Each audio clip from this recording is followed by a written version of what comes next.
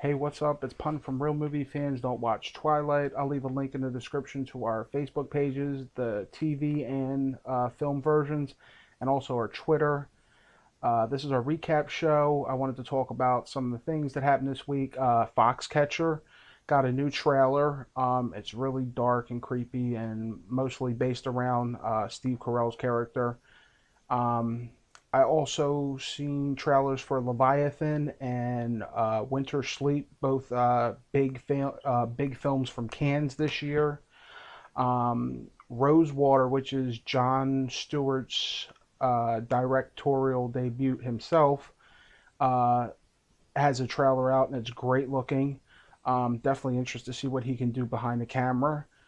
Horns had a new trailer, a UK version, and it looks really cool and intriguing. They actually show his transformation more in depth in this trailer, so that was more intriguing. Seventh Son had a new trailer out. It looked pretty much mediocre, and even though it may have two of my favorite leads in Julianne Moore and Jeff Bridges, it just looks like a run of the mill You're the Chosen One movie. But all these trailers you guys can check out. I'll leave links to all the trailers as long as they're still online in the description. Also, Ridley Scott said this week that The Martian, Blade Runner 2, and Prometheus 2, all the scripts for those three movies are written and done.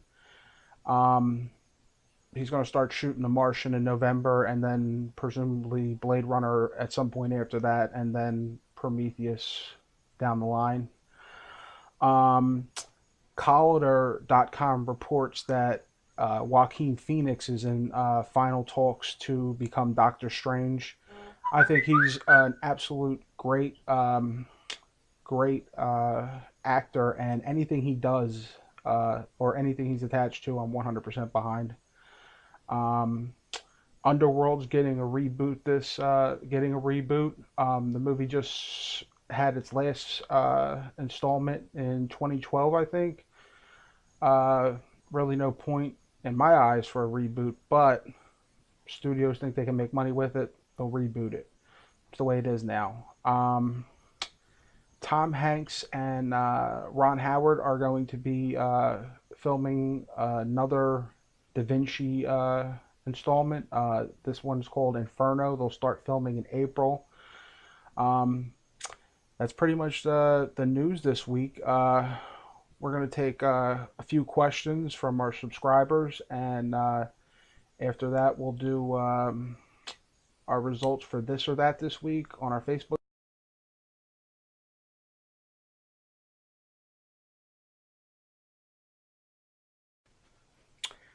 Yeah, I do have a very modest Criterion collection going on so far, and I think it's 15 total. And I'll just give you a quick look at the collection. This is the regular Blu-rays: 12 Angry Men, City Lights, Diabolique, Harakiri, High and Low, Rashomon, Rafifi, Solaris, The Gold Rush, and The Wages of Fear. Um, Also got Breathless, The Battle of Algiers, and The Night of the Hunter, and a couple of DVDs.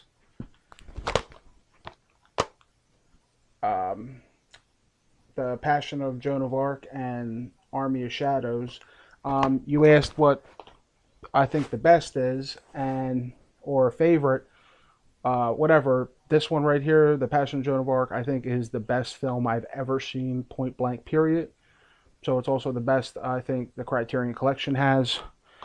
Also, you said, what would I like to see come to Criterion? Two films come to mind automatically, and they're two masterpieces. One is Shane Carruth's directorial debut, Primer, and the other is P.T. Anderson's Punch Drunk Love. I find both of these films to be masterpieces. I find both of them to be amazing, and I find both of them to be impossible to get because they're out of print right now.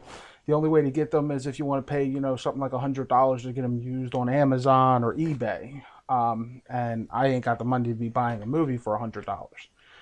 So I would love for Criterion to go ahead and add them to its collection so that I could get them.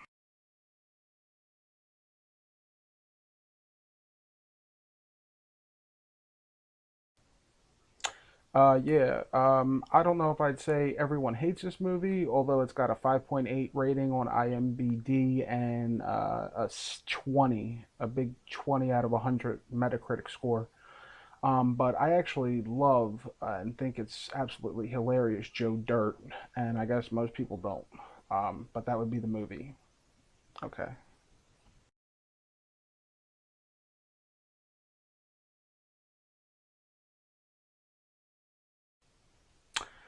Yeah.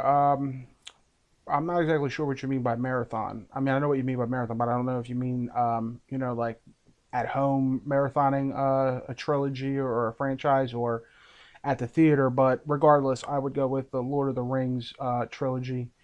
There's no letdown in that trilogy. It's absolutely amazing, epic to watch from beginning to end. So I love marathoning that. Just going ahead and spending the whole day watching that trilogy. So yeah.